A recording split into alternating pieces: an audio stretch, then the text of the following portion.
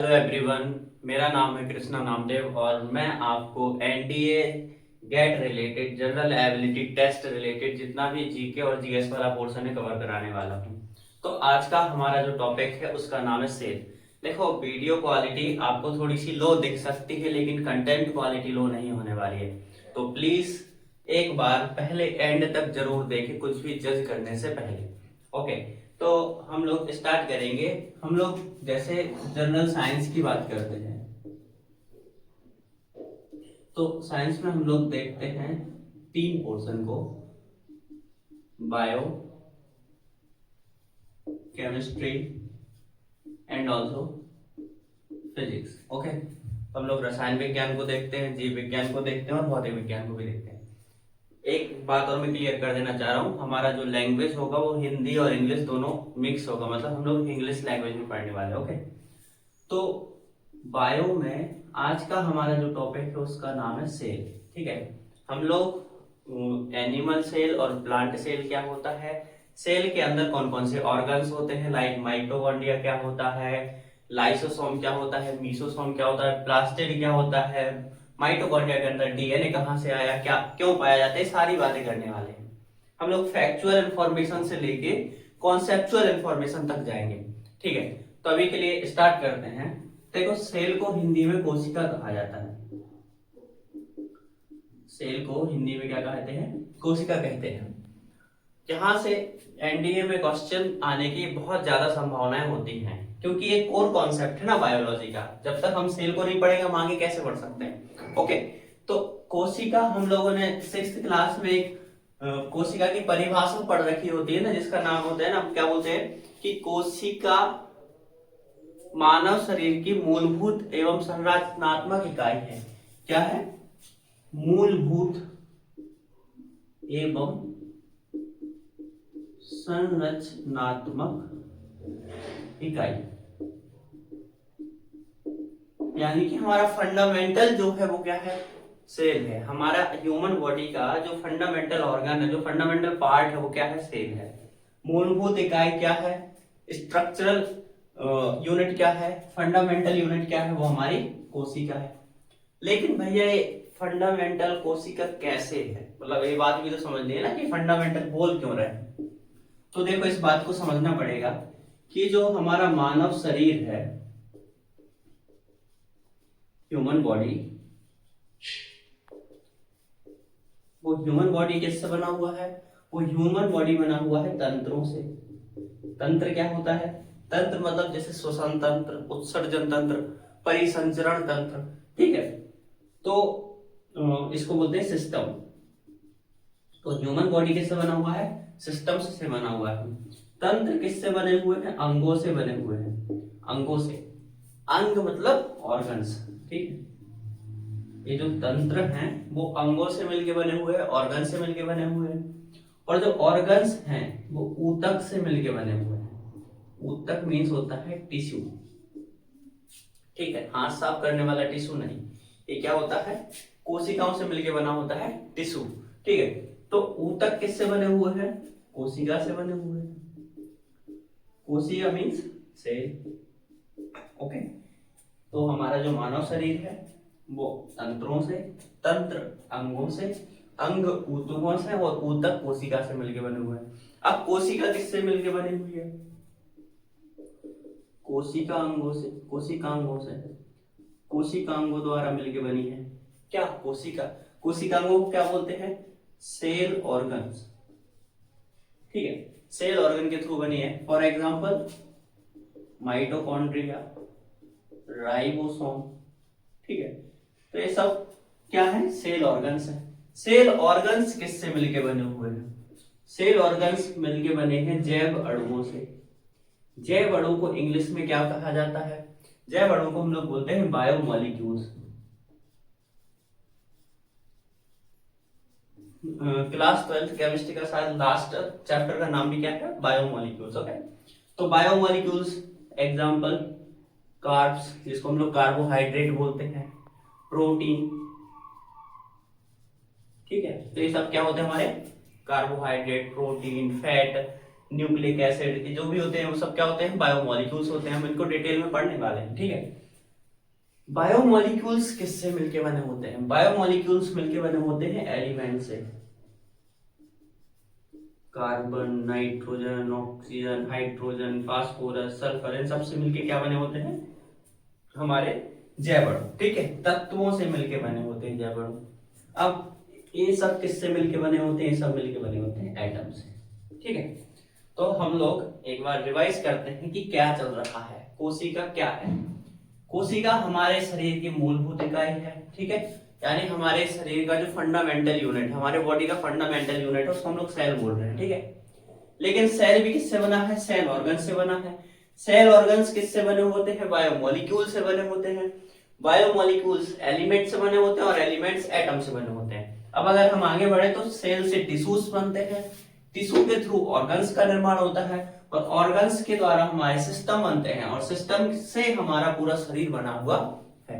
ठीक है, तो इतनी बात हो गई कि सेल का हमारा क्या है? मूलभूत और संरचनात्मक इकाई हमारे शरीर का। अब हम लोग नेक्स्ट पॉइंट पे चलेंगे। तो अब हमें समझना है कुछ फैक्चुअल इंफॉर्मेशन। ओके, तो आप लोग राइट करते जाना। अब जो मैं लिखवाने वाला हूं, पहली बात हमें याद होनी चाहिए कि कोशिका की खोज यानी कोशिका की जो डिस्कवरी है सेल की, वो किसने की थी? सबसे पहले 1665 में रॉबर्ट हुक ने की थी। किसने की थी? रॉबर्ट हुक ने। ठीक है, लेकिन रॉबर्ट हुक ने जिस कोशिका की खोज की थी वो कोशिका कैसी थी? मृत कोशिका। ठीक है, मृत कोशिका। तो आपसे कोई बोले कि भैया सबसे पहले कोशिका को किसने देखा, तो आंसर होगा रॉबर्ट हुक। लेकिन अगर कोई पूछ ले कि सबसे पहले जीवित कोशिका को किसने देखा, जीवित कोशिका, तो आपका आंसर रॉबर्ट हुक नहीं होगा, फिर आपका आंसर होगा ल्यू वेहेनहॉक। ठीक है, ल्यू वेहेनहॉक ने देखा था। तो दो फैक्चुअल इंफॉर्मेशन हो गई है। सबसे पहली बात क्या हो गई है कि सबसे पहले कोशिका को किसने देखा? तो रॉबर्ट हुक ने देखा। लेकिन कैसी कोशिका थी? वो मृत कोशिका थी। ठीक है, जीवित कोशिका को सबसे पहले किसने देखा? ल्यू वेहेनहॉक ने देखा। अब हम लोग आगे बढ़ेंगे, दो तीन बातें और हमें जान लेनी चाहिए, लेकिन उससे पहले अब हम लोग पढ़ेंगे सेल थ्योरी, कोशिका सिद्धांत क्या होता है। ठीक है, तो इसको हम रफ कर देते हैं, फिर आगे बढ़ते हैं। ओके, तो नेक्स्ट जो हमारा टॉपिक आने वाला है उसका नाम क्या है? Cell theory. सेल थ्योरी क्या बोलती है? Cell theory. ठीक है, कोशिका सिद्धांत, कोशिका सिद्धांत। ठीक, समझो बात को। सबसे पहले सेल थ्योरी किसने दिया? Cell theory given by Schleiden और स्वान। ठीक है, नाम याद रखना, स्लाइडेन व स्वान ने। ठीक है, कब दिया?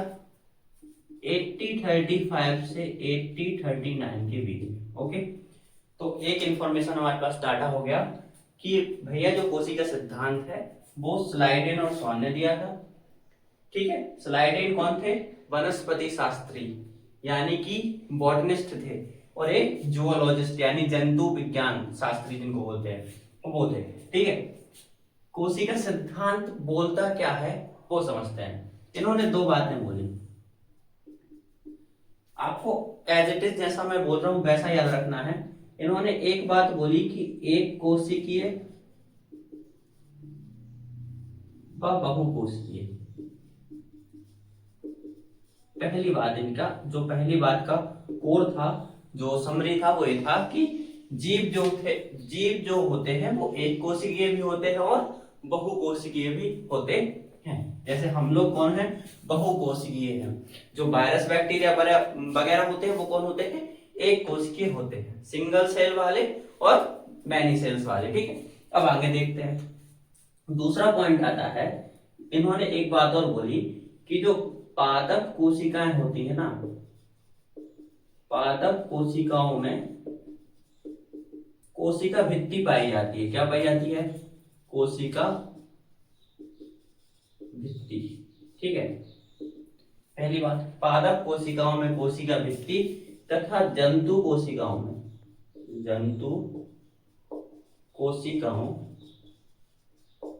में कोशिका झिल्ली पाई जाती है, कोशिका झिल्ली पाई जाती है। ठीक है, तो इन्होंने बोला कि जो प्लांट सेल होती है ना, उनके अंदर सेल वॉल पाया जाता है, कोशिका भित्ति पाई जाती है, और जो जंतु कोशिका एनिमल सेल होती है ना, उनके अंदर क्या पाया जाता है, सेल मेम्ब्रेन पाई जाती है, कोशिका झिल्ली पाई जाती है। नाउ नेक्स्ट पॉइंट क्या आता है, नेक्स्ट पॉइंट आता है कि 1855 में विर्ट्जहाउ, इनका नाम याद रखना, विर्ट्जहाउ ने इस कोशिका सिद्धांत में एक पॉइंट और ऐड किया। इन्होंने जर्मन लैंग्वेज में बोला था, इसको आप लोग एज इट इज लिख सकते हैं, आपके एनसीईआरटी में लिखा हुआ है, ओमनी सेल्यूला, ई सेल्यूला। इसका मतलब होता है ओमनी सेल्यूला, ई सेल्यूला का मतलब पुरानी कोशिकाओं से ही नई कोशिकाओं का निर्माण होता है। ठीक है, क्या होता है, ओल्ड सेल जो होती है ना भैया, उससे ही क्या होती है, न्यू सेल बनती है। तो कोशिका सिद्धांत समझ में आया। तो कोशिका सिद्धांत की 3 बातें। पहला, स्लाइडेन स्वान ने दिया था कोशिका सिद्धांत, विर्ट्जहाउ ने 1855 में संशोधित किया था इसको, ठीक, और एक नया पॉइंट ऐड किया था। दूसरी बात, कोशिका सिद्धांत में स्लाइडेन और स्वान ने क्या बोला, स्लाइडेन और स्वान ने बोला कि सभी जीव या तो एक कोशिकीय होते हैं या फिर बहुकोशिकीय होते हैं, पहला पॉइंट।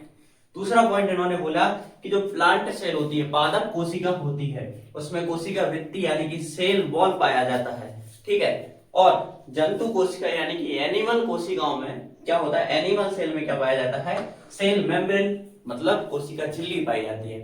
देन अब हम लोग आगे बढ़ेंगे और 2-3 फैक्चुअल बातें और लिख देते हैं। याद रखो, जो बातें मैं बोल रहा हूं आपके NDA general ability test paper number 2 के लिए बहुत ज्यादा इंपॉर्टेंट है। बाकी कहीं भी अगर सेल आता है तो आप उस एग्जाम में इसका उपयोग कर सकते हैं, क्योंकि मैं कॉन्सेप्ट पर विश्वास रखता हूं। अगर आपको कॉन्सेप्ट समझ में आ जाता है तो आप कोई भी एग्जाम में सेल आ जाए तो आप यहां से क्वेश्चन कर सकते हैं ना। अब हम लोग देखेंगे कि कुछ फैक्चुअल इंफॉर्मेशन। पहली बात आपको लिखनी चाहिए जो कि सबसे छोटी कोशिका, सबसे छोटी कोशिका, ठीक है, और सबसे बड़ी कोशिका। देखो, दुनिया में सबसे छोटी कोशिका होती है ना, प्लाज्मा, ठीक है, इसको पीपीएलओ भी बोलते हैं। आपको फुल फॉर्म याद नहीं करना है, आपको इतना रखना है, प्लाज्मा की जो कोशिकाएं होती है सबसे छोटी कोशिका होती है, और कितना होता है, 0.3 नैनोमीटर, ठीक है। दूसरा, सबसे बड़ी कोशिका किसकी पाई जाती है, शुतुरमुर्ग के अंडा, शुतुरमुर्ग का अंडा, उसकी जो कोशिका होती है वो इंच में पाई जाती है, 11 से मतलब इंचेस में पाई जाती है, लगभग 11 इंच, ठीक है। अभी हमें इतना याद रखना है कि सबसे छोटी कोशिका कौन सी है, प्लाज्मा वाली, पीपीएलओ, और सबसे बड़ी कोशिका किसके पास पाई जाती है, शुतुरमुर्ग के अंडे में पाई जाती है।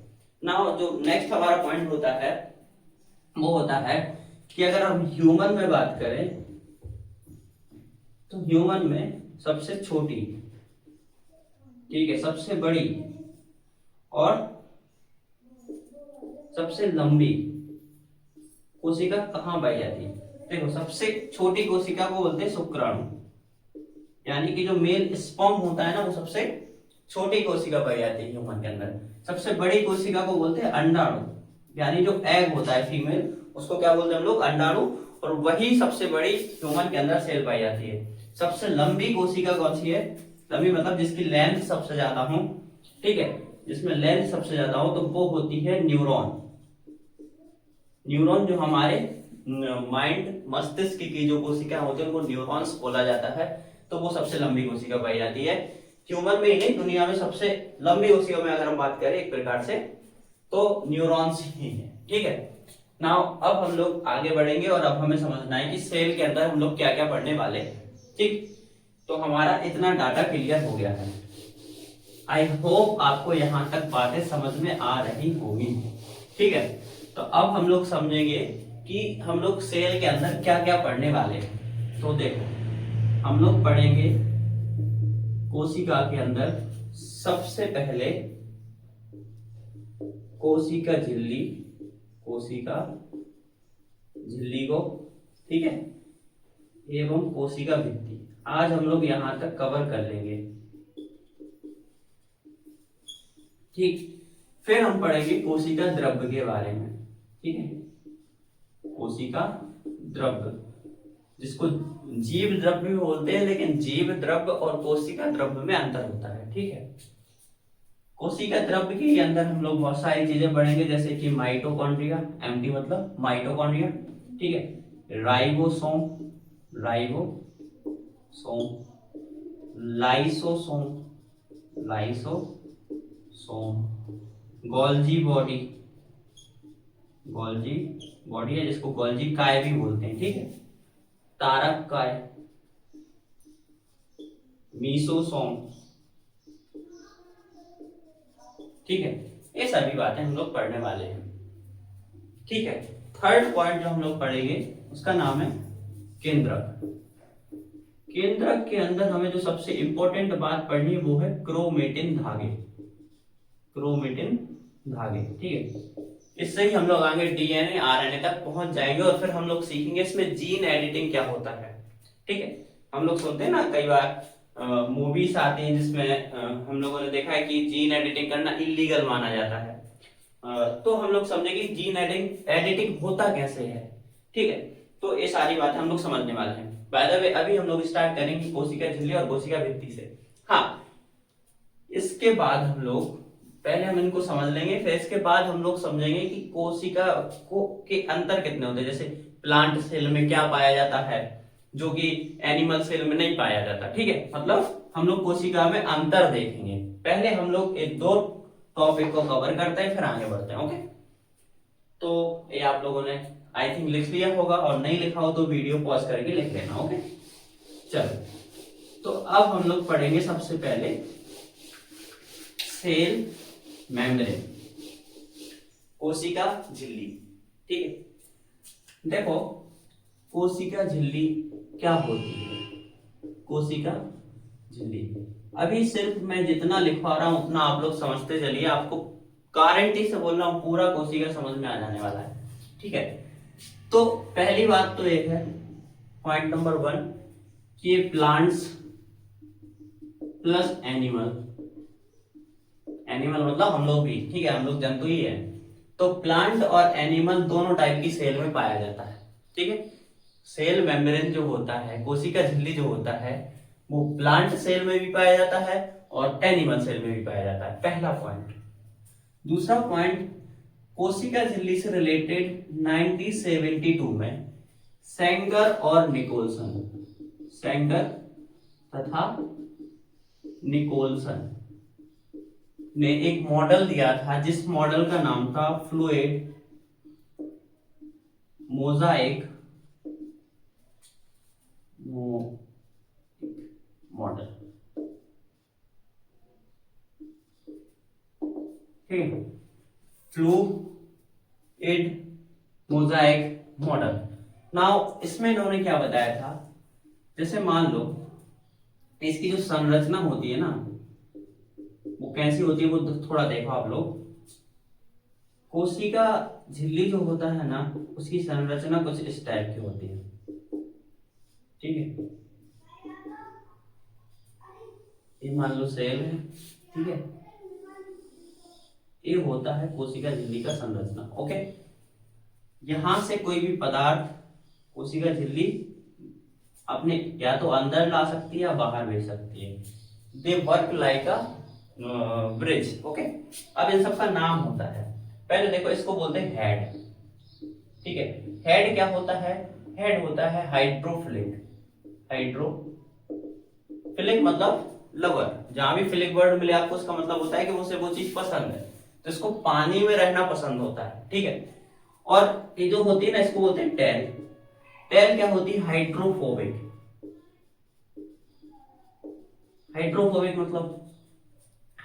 का मतलब होता है इसको पानी पसंद नहीं है, इसको डर लगता है उससे, ठीक है। इसको बोलते हैं ग्लाइकोप्रोटीन, ठीक है, इसको क्या बोलते हैं, ये जो संरचना है ना जहां से कोई भी पदार्थ, ठीक है, कोई भी द्रव्य कोशिका अंदर या बाहर भेज सकती है, ठीक है, तो उसको क्या बोलते हैं, ग्लाइकोप्रोटीन।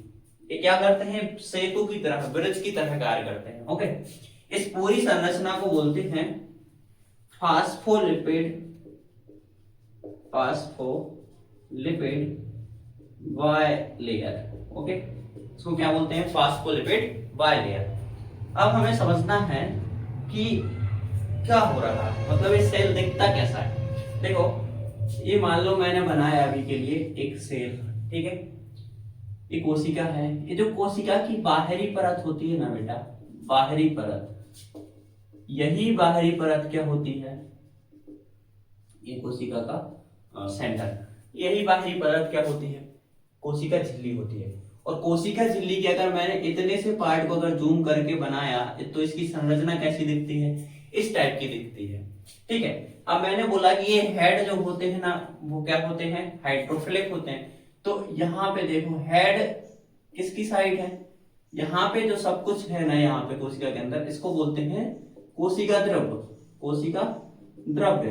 तो कोशिका द्रव्य में वाटर भी होता है, पानी भी होता है, तो ये हाइड्रोफिलिक होते हैं।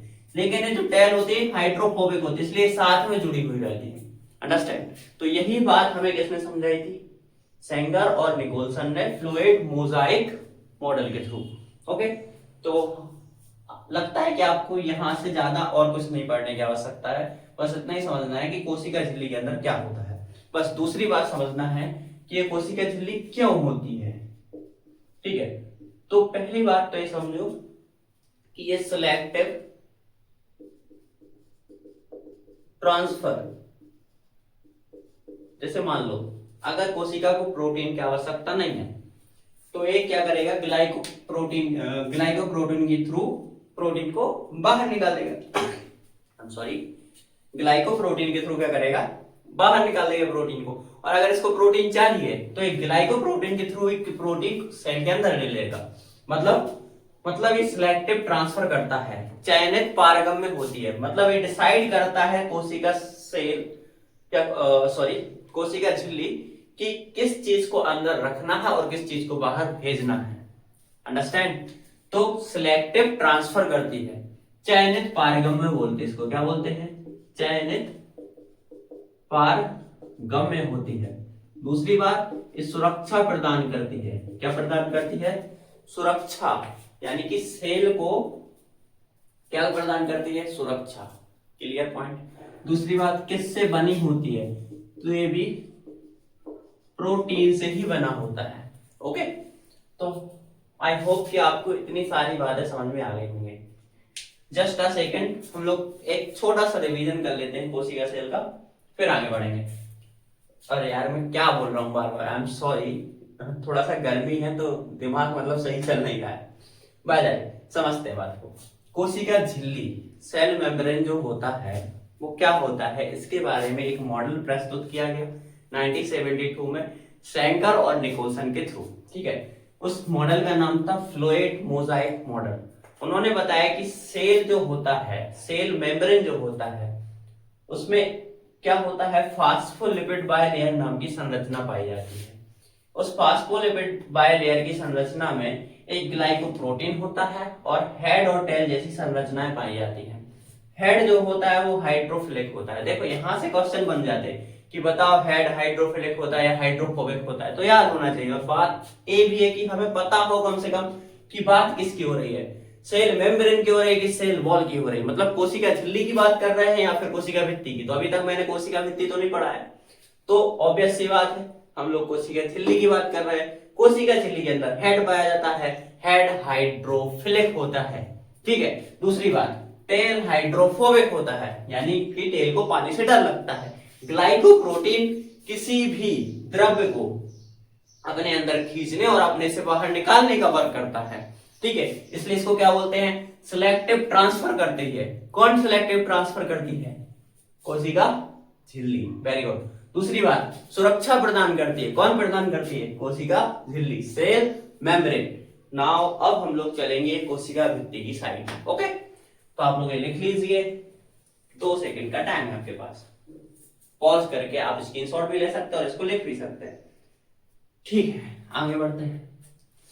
नाउ अब हम लोग देखेंगे कोशिका भित्ति क्या होता है। एक बात याद रखना बस कि कोशिका झिल्ली जो होता है ना वो प्लांट सेल में भी पाया जाता है और एनिमल सेल में भी पाया जाता है। अब हम लोग देखेंगे कोशिका भित्ति को। ना नोट करो, कोशिका भित्ति। पहला पॉइंट क्या बोलते इसको, सेल वॉल बोला जाता है। ठीक है, कोशिका की दीवार भी कहते हैं इसको। ठीक है, भित्ति का मतलब दीवार ही होता है। पहली बात लिखो कि ओनली इन प्लांट सेल, किसमें पाया जाता है, केवल प्लांट सेल में पाया जाता है, केवल और केवल पादप कोशिकाओं में पाया जाता है। एनिमल सेल में पाया जाता है, जंतु कोशिका में पाया जाता है, बोलो भैया नहीं। ठीक है, कैसा दिखता है थोड़ा देख लेते हैं। ये तो थी हमारी सेल, तो इसकी जो बाहरी परत थी उसका नाम क्या था, कोशिका भित्ति नहीं भैया, कोशिका झिल्ली। तो इसके ऊपर अलग से प्लांट में क्या पाया जाता है, कोशिका भित्ति। इसको क्या बोलते हैं, प्लांट सेल। और प्लांट सेल की ये जो ए वाली लेयर है बेटा उसको क्या बोलते हैं, सेल वॉल। ओके, ये जो कोशिका भित्ति है ये किसी को भी ट्रांसफर होने देती है। मतलब इसको नहीं है मतलब कि हमें जरूरत है या हमें जरूरत नहीं है। अगर कोई चीज कोशिका झिल्ली से बाहर निकला और यहाँ पे आ गया कोशिका भित्ति तक, तो कोशिका भित्ति उसको आराम से अपने बाहर निकल जाने देती है। क्यों? क्योंकि ये सिलेक्टिव ट्रांसफर नहीं करती। ये किसी को भी अपने अंदर आने दे सकते हैं और किसी को भी अपने अंदर से जाने दे सकते हैं। किसी को भी मतलब क्या, इंसान आएगा, सेल के अंदर इंसान की बात हो रही है। किसी भी प्रोटीन को, किसी भी द्रव्य को, वाटर को, इन सारी चीजों को आसानी से अपने आर पार जाने देती है। ओके, दूसरा काम ये क्यों होती है, क्योंकि ये सुरक्षा प्लस मजबूती प्रदान करती है। तुम लोगों ने देखा है, हम लोगों ने देखा है, क्या देखा है कि प्लांट्स कितने मजबूत होते हैं, तो उनको मजबूती प्रदान करने का काम कौन करती है, सेल वॉल। ठीक है, आई बात समझ में? ठीक है, अब हम लोग आगे बढ़ेंगे। सेल वॉल बनी किसकी होती है, सेल्यूलोज की। किसकी बनी होती है, सेल्यूलोज की। ठीक है, हाँ, दो बातें लिख लो। पादप के अंदर जो कोशिका भित्ति पाई जाती है, देखो कोशिका भित्ति किस किस के अंदर पाई जाती है, जो पादपों के अंदर कोशिका भित्ति पाई जाती है वो किससे बनी होती है, सेल्यूलोज से। ठीक है, दूसरी बात, कवक के अंदर, कवक में भी कोशिका भित्ति पाई जाती है, तो कवक के अंदर जो कोशिका भित्ति पाई जाती है वो बनी होती है काइटिन से। ठीक है, और एक लास्ट पॉइंट लिख दो कि जीवाणु के अंदर, ठीक है, जीवाणु के अंदर, बैक्टीरिया के अंदर जो क्या पाई जाती है, सेल वॉल पाई जाती है, वो बनी होती है पेप्टिडोग्लाइकन की। ओके, तो अभी के लिए इतना लिखो, फिर हम लोग समझेंगे कि सेल्यूलोज क्या है और फिर खत्म करते हैं इस क्लास को। ठीक है, हो गया। अब हम लोग समझेंगे कि ये सेल्यूलोज क्या है। क्या समझना है हमें, सेल्यूलोज। सेल्यूलोज क्यों समझना है, क्योंकि सेल्यूलोज से ही क्या बना है, सेल वॉल बना हुआ है। तो ये सेल्यूलोज कहां से आ गया, हम लोग जो भी पढ़ेंगे एक एक वर्ड को समझेंगे ये कहां से आया, क्यों आया। ठीक है, तो हम लोग जानते हैं कि कोशिका भित्ति किससे बनी है, सेल्यूलोज से। ठीक है, सेल्यूलोज किससे बना है, जैव अणु से।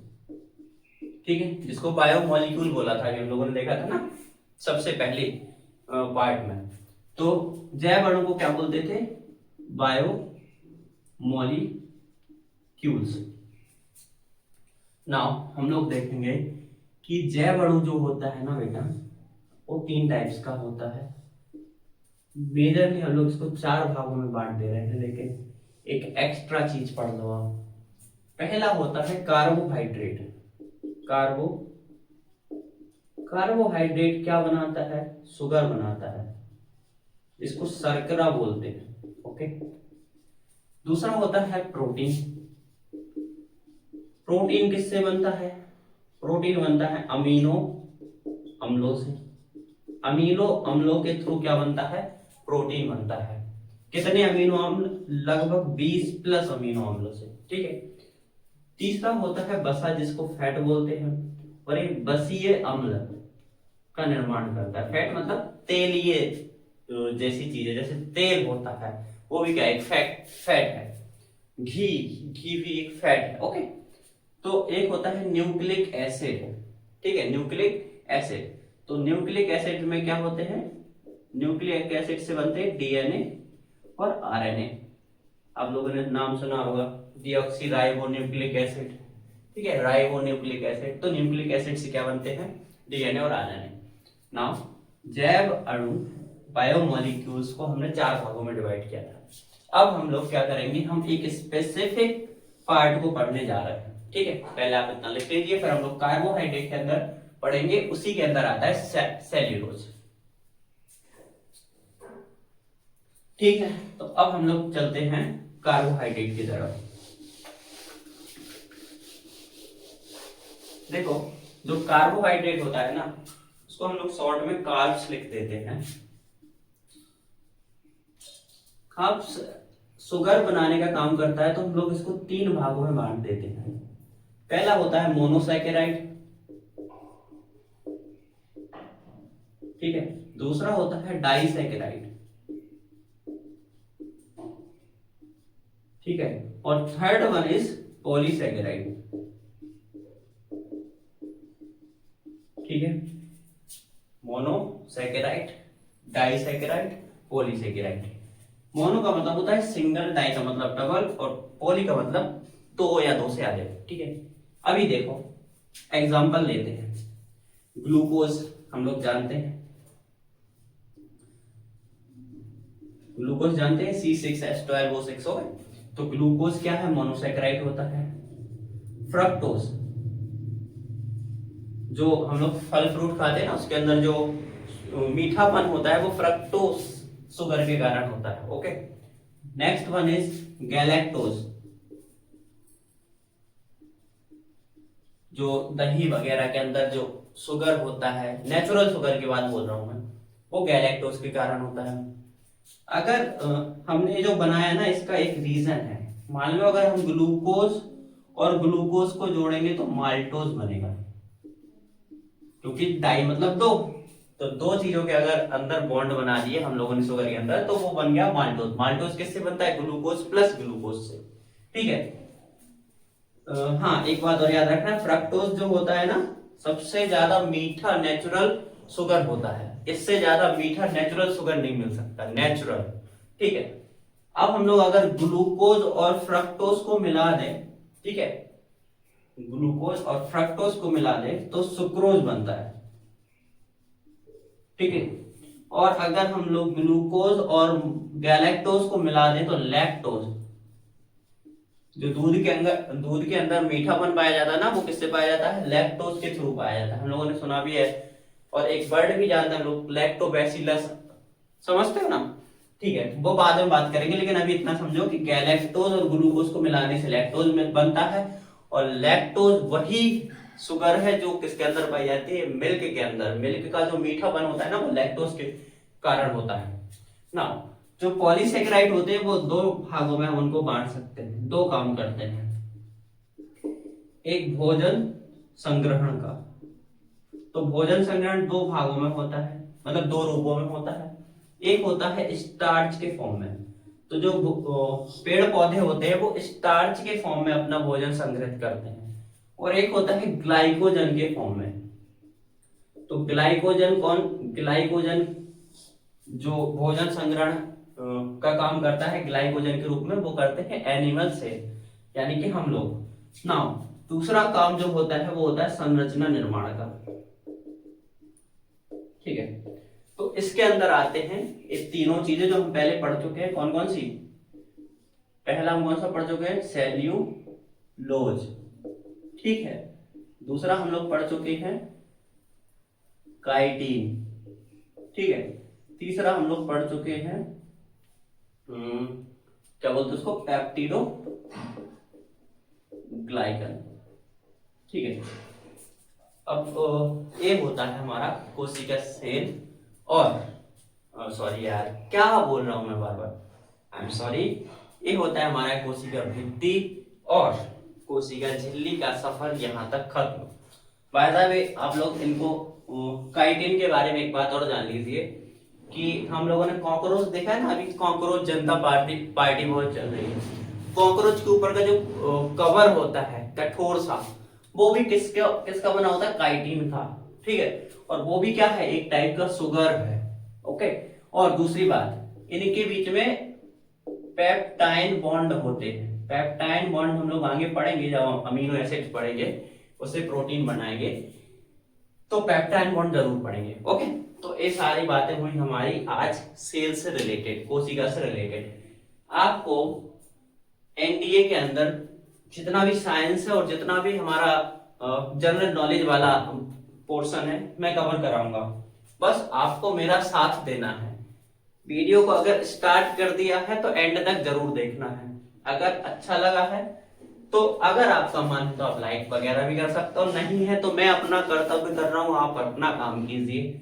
अगर आपको यहाँ से थोड़ा सा भी इंफॉर्मेशन मिलता है तो आप बस उस इंफॉर्मेशन को गेन कीजिए, मेरा बस यही मन है। बाकी मुझे सब्सक्राइबर वगैरह, लाइक, शेयर वगैरह से कोई मतलब नहीं है। मैं अपना काम करता रहूंगा, पर डे एक वीडियो डालता रहूंगा। आपका मन हो तो आप देखिए और आपका मन ना हो तो कोई बात नहीं, और भी टीचर्स हैं अच्छे अच्छे, उनसे पढ़ सकते हैं।